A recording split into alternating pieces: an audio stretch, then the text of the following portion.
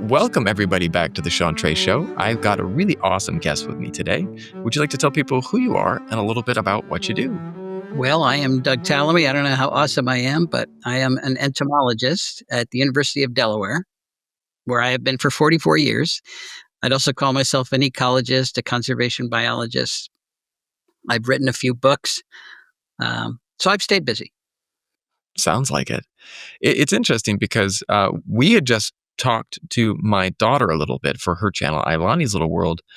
And you got me thinking about different things that my cousin, Rhonda, works as an educator, and she's really big on rewilding prairie grass. And so she takes part in Texas and Arkansas and Oklahoma about rewilding prairie grass. And sometimes some of the things she shows, especially with the root depth of this prairie grass and how the not just the one, but all of the different types of wildflowers and things, just how deep it is and how much it it builds that land, and it just, and it sits there. And you were talking about the challenges of grass and turf, and it's like you don't even think about that. You don't even think about you walk out, you see people watering their lawns, and it's maybe what I'm getting to is sometimes people don't even know the questions they should be asking. Like, what should I be putting in my yard? What first inspired you to get this passion for insects and native ecosystems? What got you down this path? I really was trained as a behavioral ecologist, and I studied how insects interacted with plants and how they chose their mates and all kinds of interesting things that nobody really cared about, but they were interesting parts of nature. Then in the year 2000, my wife and I moved into part of a farm that had been broken up into 10-acre lots in Pennsylvania. And it had been mowed for hay before they broke it up. But when you mow for hay in this part of the world, you're mowing the rootstocks of all the invasive plants from Asia. And then you stop mowing, and that's what comes back. So we had 10 acres of invasive plants from Asia. Oh, And that wow. really was the transition. I realized we wanted to restore the eastern deciduous forest ecosystem here. And you can't do that until you get rid of those invasives. And in doing that, we realized, well, gee, our insects aren't eating these plants. What's that doing to the food web? And that set me down a different research path. What was interesting to me and surprising to me was that I thought everybody was already doing this. I mean, we knew about host plant specialization back in the 70s. And of course, our insects can't specialize on Asian plants. So I really thought this was not news. But, I looked in the literature and my peers just were not dealing with it. Um, so I said, okay, there's a research opportunity. There's opportunity for grants. And that's the direction I've gone for the last, almost 25 years now.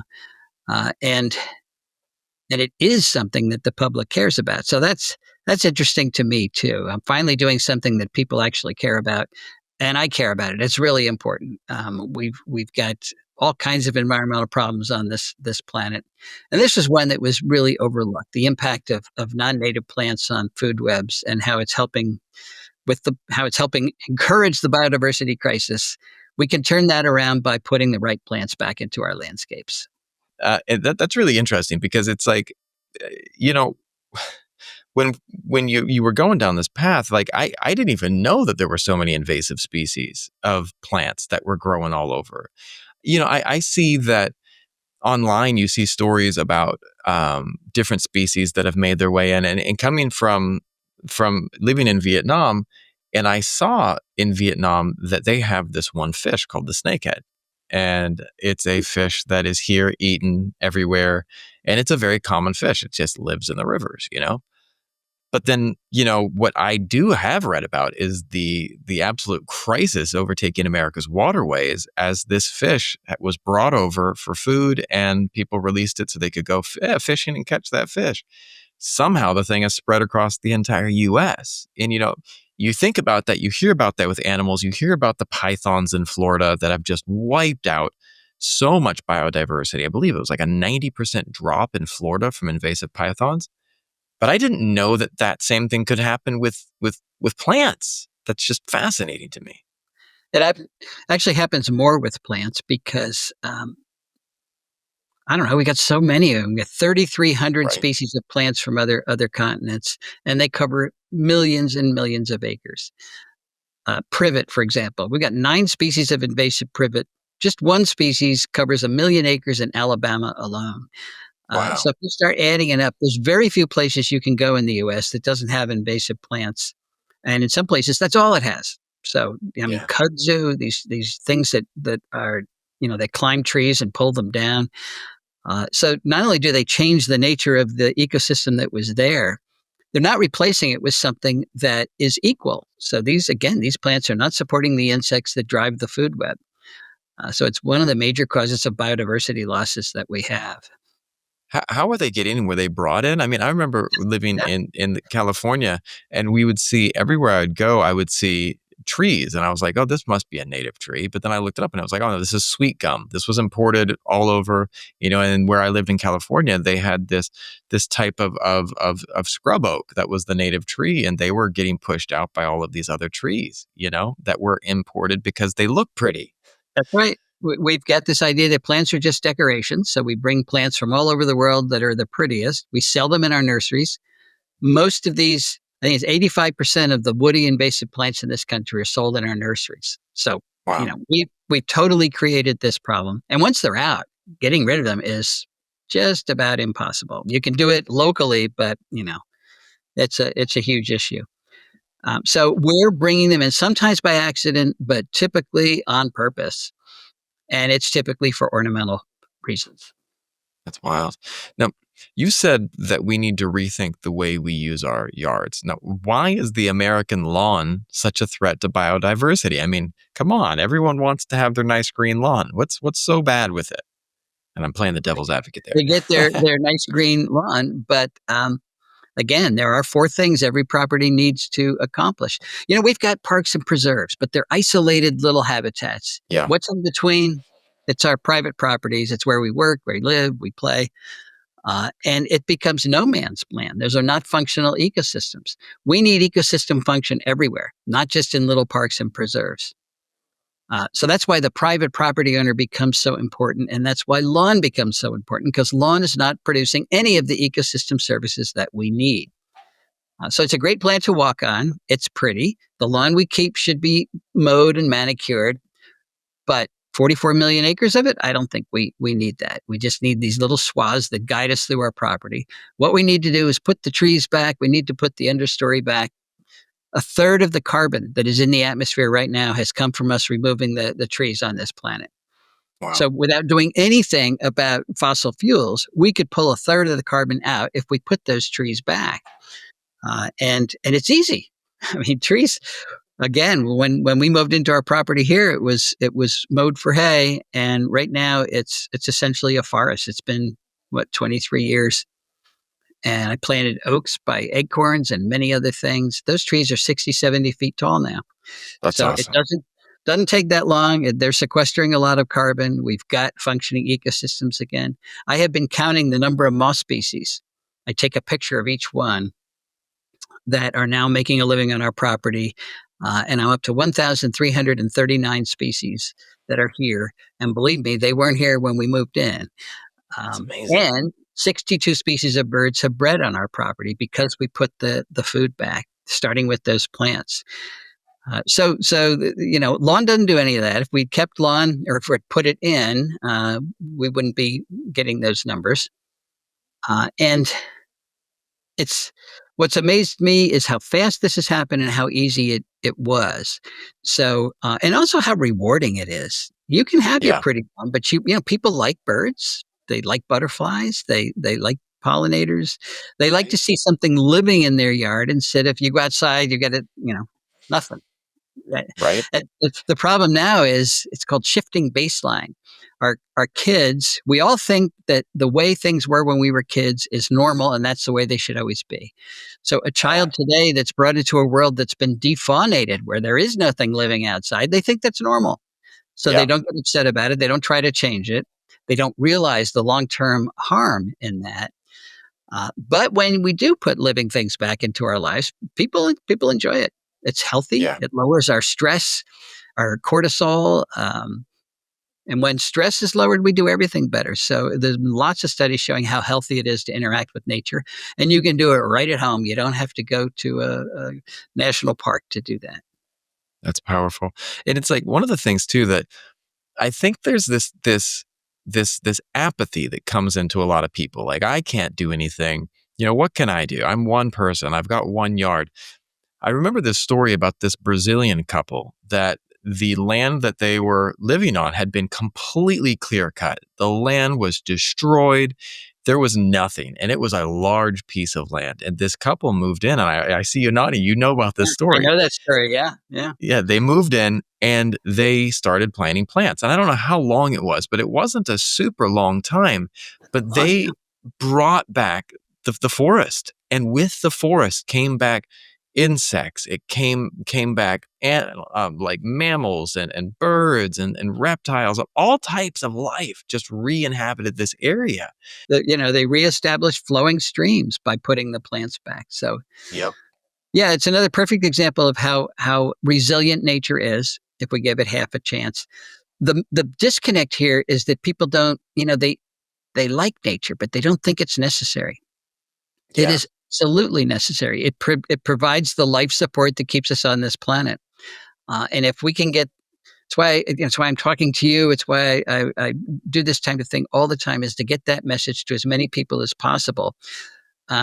Destroying nature is not an option. It is simply not an option. And we've been doing it, for a long time. We've got to turn that around. The exciting thing is that we can turn it around and it works. So Yeah.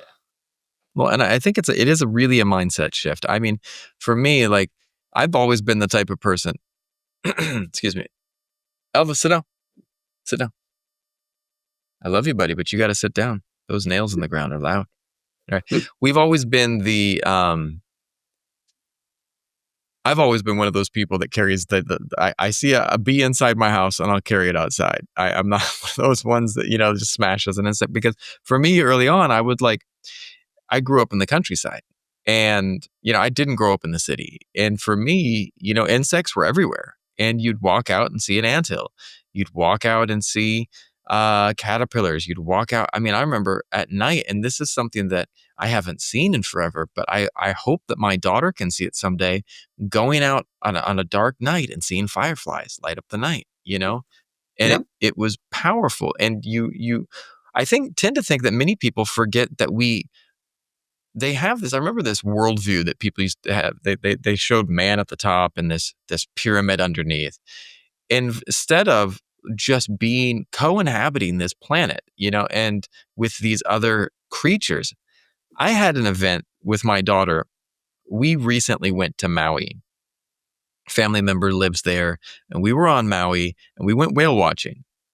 And we were in the water, and it was an absolutely magical experience. We were on this boat, on this catamaran, and we went out to do the whale watching thing. And normally, I've been whale watching before. Normally, you see them out in the distance, but we got lucky. This mama whale and her calf swam up and circled the boat, not more than a meter and a half, 2 meters away from the boat for 45 minutes. The Wow. baby came and swam around and played and was splashing, hitting the boat with its fins and such. And the mama was just sitting there watching us. She didn't take her eye off the boat. She watched everything, and she was allowing this baby to play with us. And it was one of the first times in my life where I was sitting there looking at something in its element going, wow, she is intelligent. She is taking us in, and she is permitting this interaction. But she could sink this boat in a heartbeat if she wanted to, because she was That's right. massive, Yeah. absolutely massive. But it was the first time, and even though I grew up around animals and nature, that it really hit me that we really share this planet with other intelligent species, and even if they're not what you would see as an intelligent, there's this beauty to them, this magic of sorts. Look at the mystery of nature being like the orchid mantis, this animal that has evolved to look just like the orchid. It's wild to think that we are so much above all of these amazing creatures. It's just, I feel like we need to get some wonder back to the conversation. Yeah, and you had a wonderful experience there. That's very special with that whale. But not only are we sharing the planet with them, we depend on them. Yes. We depend on. We're not going to be here alone. This we're going to go to Mars. The millions and millions we're spending to go to Mars. There's nothing up there. You can go to Mars, but you, know, you don't want to go to Mars. It is not a functional ecosystem, and it never will be. We've got one right here. Let's put that money to trying to keep this planet together because we're dismantling it as fast as possible. Yeah. Can you help explain the role of native plants in supporting insect and bird populations, and why are they important, and why exotic plants just don't cut it? Well, because plants don't want to be eaten, they protect themselves with nasty chemicals. So most plants are either just plain distasteful or actually toxic. So most insects cannot eat plants. That's why it's green out there in the summertime. It's not because there's no insects out there. It's because most of the insects cannot eat most of those plants. They're too well protected. Mm. But insects do eat plants, and they do it by specializing on a particular plant lineage. They they develop the enzymes that store and excrete and detoxify those nasty chemicals, and the behavioral adaptations and life history adaptations that minimize their exposure to those compounds. And that allows them to eat that particular plant lineage to thrive on it. But then they're locked into eating that particular plant lineage because every lineage is Mm. protecting itself in a different way. So if you take that plant away, you lose that insect. It can't just all of a sudden go and start to eat something else. That's called host plant specialization. 90% of the insects out there are host plant specialists, and they specialize on plants they have interacted with over evolutionary time. So when you bring in a plant from Asia or a plant from South America or any place else, our insects have not interacted with that. They don't have the adaptations necessary to use the energy that that plant is harnessing from the sun. So we got a lot of green out there, but all these invasive species are not supporting the local food web. Our insects are very poor at using them, which means there's very little for the birds to eat. Recent studies showed we've lost 3 billion breeding birds in North America in the last 50 years. Wow. There was a study came out just a couple of weeks ago showing 22% decline in butterflies since the year 2000. That's Wow. not long ago in North America. So things are disappearing for a lot of reasons, but the fact that we're taking away the plants they depend on is one of those reasons. I was reading, watching the buzz this week about the the what they were calling a de-extinction of these animals, and it seems to be, actually, I was reading a little bit more. It seems to be that they're creating hybrids with the DNA of these ancient creatures, which is still interesting and amazing. I'm not boohooing it. I'm not talking anything bad about it. It's fascinating. But what kept coming up, and my daughter and I were talking about, was, and hopefully they can use all of the technology they're developing to save, recently extinct species. I believe like either the northern white rhino that just recently went, and I heard that they're working on that, which is amazing. But we're working to bring back these species, but yet we are not doing enough to keep the ones that we have from disappearing.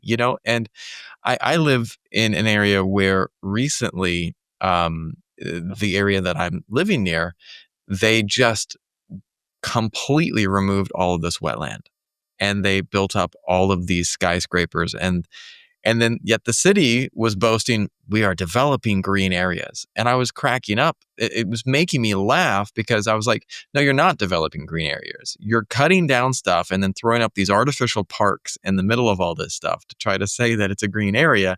You just bulldozed all of this wetland for your skyscrapers to go up. And it's like, I feel like we have to have a better understanding. But maybe this is, again, why I wanted to have this conversation with you, and why I'm trying to share things with like Ailani's little world, because I think the people that are going to be making the policy in the next X number of years don't even know. They don't even understand it. You know what No, I they mean? don't. Sure, our political leaders are mostly lawyers. They have zero ecological training, yet they're establishing ecological policy. It's Right. completely backwards.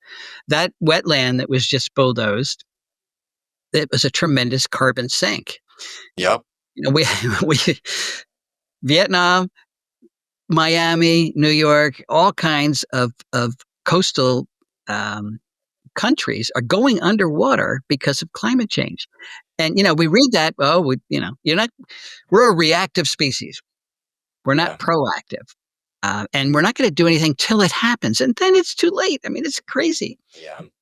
So yeah, we should be sequestering as much carbon as possible, and wetlands are a major way to do that. At the same time, we have population growth everywhere, and Yeah. where are we going to put all these people?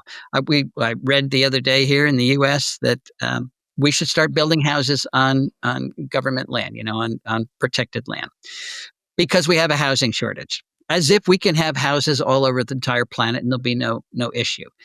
The real problem is we got too many people. We've got about 3.5 times the population that this planet can support sustainably. We're ignoring that, totally ignoring that.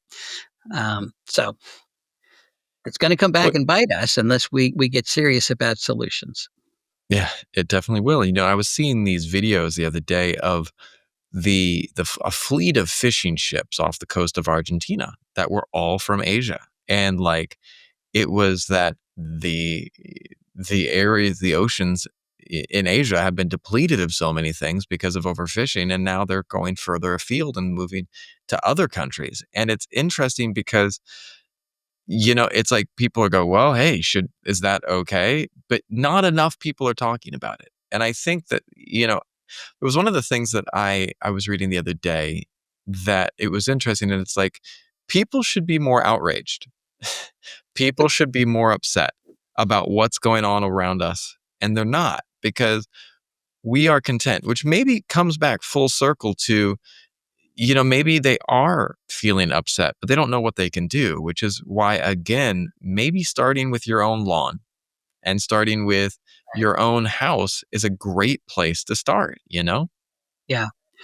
Yeah, I encourage people not to think about the planet's problems, because then, what can one person do? Right. It's true. What can one person do? Just think about the piece of the earth that you can influence.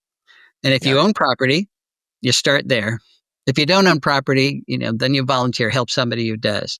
But what can one person do? One person can put in a yellow bulb instead of a white bulb in their security light. That will Yeah. end in the uh, nocturnal insect decline, because insects are not attracted to yellow wavelengths. One person can never hire a mosquito fogger, which does not control mosquitoes but does kill the monarch and all the other pollinators. It kills all the insects it comes in contact with.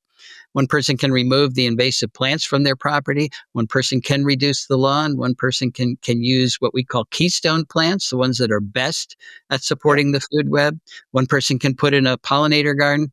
There's a whole bunch that one person can do. And the exciting thing is you get to see the results.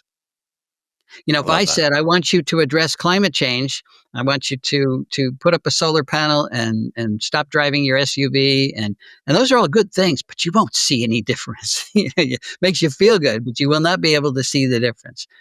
If you plant an oak tree in your yard, you will see the difference, and you'll see it in very short order. And that's the difference here. It empowers you.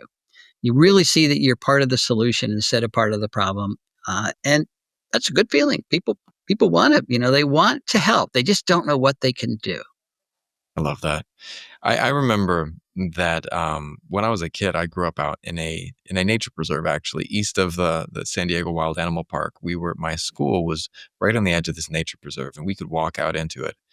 And when I was a kid, we were going out there, and I was loved to find rattlesnakes and find all the lizards and all the reptiles that were out there.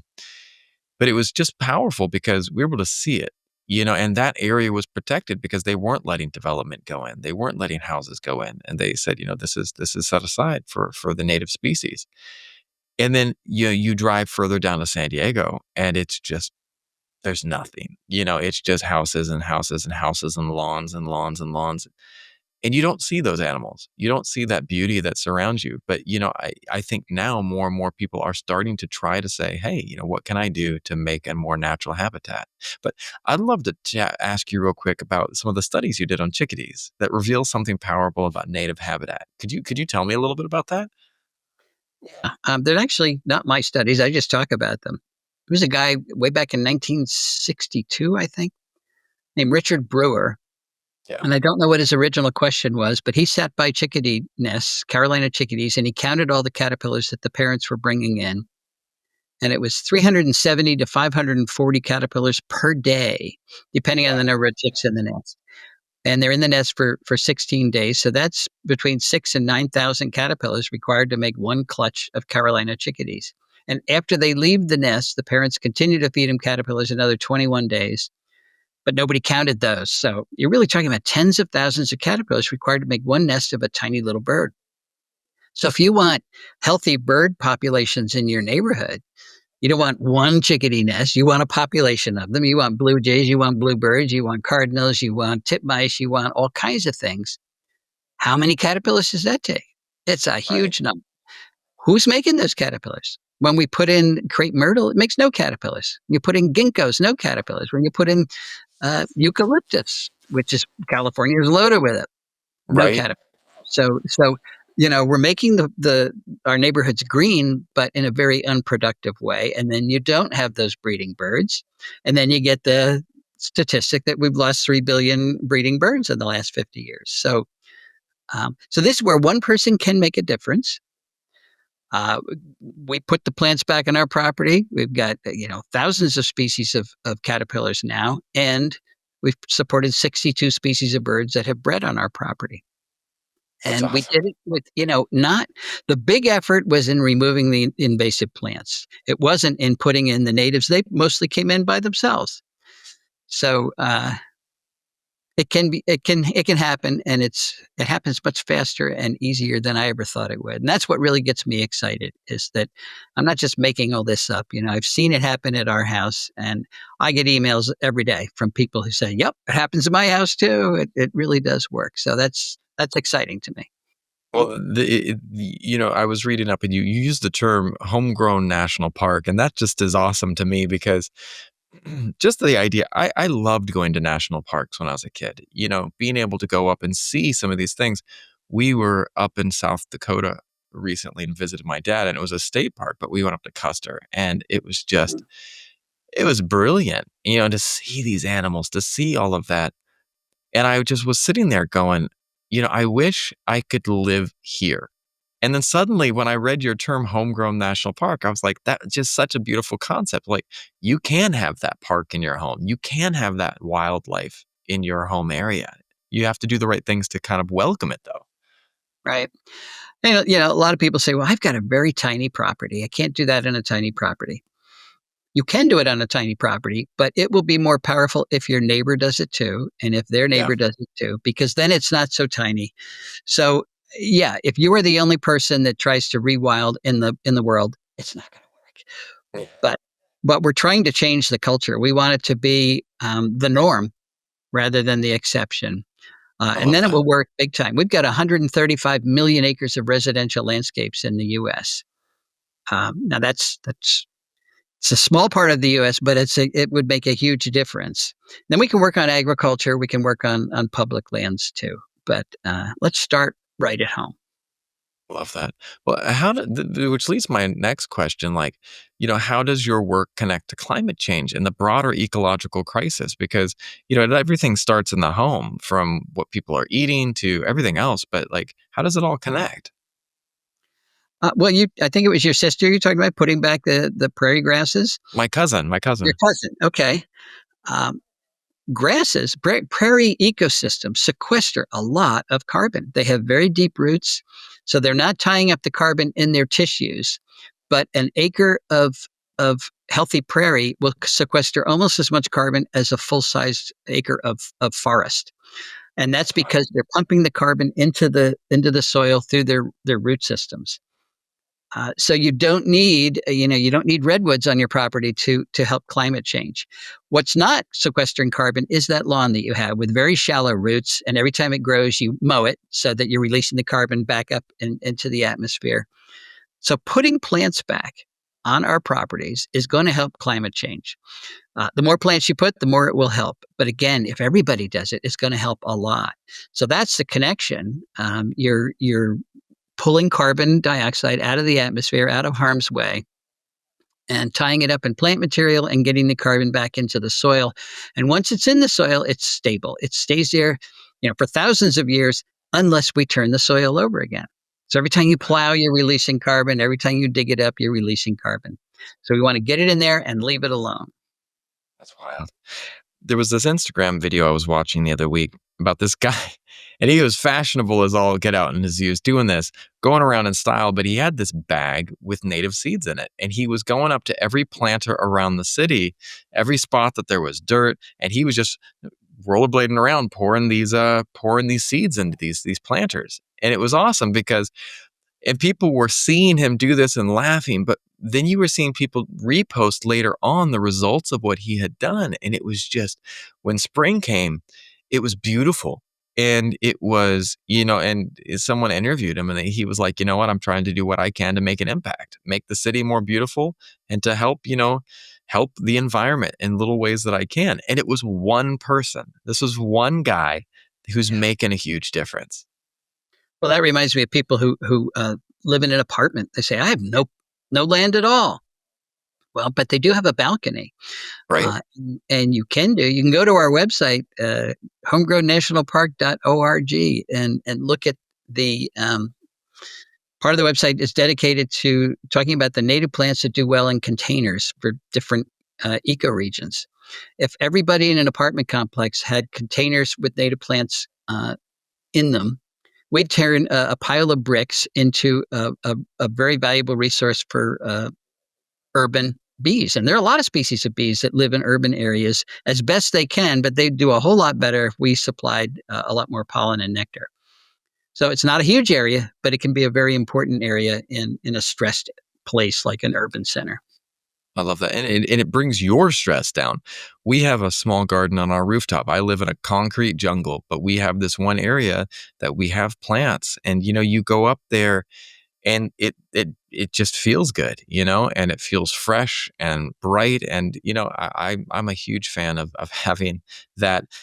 And then I'm going to be more conscious of native species as well and making sure that we're putting in the right plants that can help the area.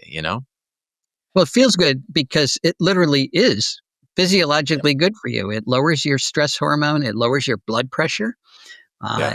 It actually makes you a nicer person. It lowers your aggression. You learn better. All kinds of wonderful things happen when you're exposed to nature, even on very small levels. And it's been measured time and time again. And people say, "Why? Why is that happening?" And apparently, it's all tied to that stress hormone, cortisol. When you lower that, you do everything better. You're healthier. You're nicer. You learn better. No more divorce. All kinds of crazy things when have been measured in communities that are exposed to nature versus not. That's awesome. Question for you. What's a powerful moment you've had in nature that reminded you why this work is so important? Well, happened early on. I was in third grade, and we'd moved to a new house. It was the first house to be built on a circle, and then they built them from right to left. So the lot to the left of us was undeveloped for a full year after we moved in. And there was a little pond on that lot. And I used to go over there every day and see what was happening. And in the spring, toads came and sang and laid eggs and made pollywogs. And I followed them. The day those little pollywogs were moving out onto the land to start their terrestrial life, the bulldozer came and buried that pond. And I watched that. That made an impression on me. So it wasn't a positive impression, but it was a strong one that said, we need to preserve the nature that's out here. What's interesting to me is I had this idea that we've got to preserve what's not already destroyed. It Yeah. didn't occur to me that I could go next to my backyard and dig another pond. I could have restored that pond. Hmm. So most of us don't have the opportunity to preserve pristine nature. It's already gone, but we do all have the opportunity to put it back. And that's where we have to move. We have to move beyond conservation into restoration, particularly in our human-dominated landscapes. So it took me a long time to realize that, but I realize it now. That's awesome. Well, as an educator, what's your message to the next generation, kids like Ilani, about our relationship with the world? It's the most simple relationship is that we are part of nature. We're not Yeah. above it. We're not separated from it, and we can't live without it. So we have to start to treat it that way. It's like you buy a house. If you take care of it, you can live there for a long time. If you don't, it falls down around you and you can't. Yeah. It's your nest. This planet is our nest. We have to take care of it. And we have to take care of it more than we ever did before because there's so many more of us. We Yeah. truly are over the carrying capacity of the planet, and we can help that by putting the things that increase the carrying capacity back, by increasing the number of plants, reversing the things that we have done over the eons. So the young generation has got to be part of this culture change that I'm talking about. That realizes nature's essential, insects are essential. They're not there just for us to kill. And if we can accomplish that, we can do it. I am convinced that we can do it. But we do need to nurture that culture change I keep talking about, and the younger generation is going to help. But I also want to say I don't want to wait for the younger generation. We Yeah. can't wait another whole generation. No. Most of my audiences, when I talk, are baby boomers. And that's okay because baby boomers are retired, they have money, and they're looking for something to do. They're a Yeah. really powerful potential solution to conservation issues because they've got the energy and they also get it. They see that Yeah. this is really important. So, yes, I want to talk to the kids. And people say, well, they'll talk to their parents. And that's right, but they don't own the property. It's their parents Yeah. do, and Right. and the grandparents are the ones that have the freedom to act. So it's all hands on deck. We have to talk to everybody. I love that. Well, then, if every person watching this interview could make one change this week to help the planet, what should they do?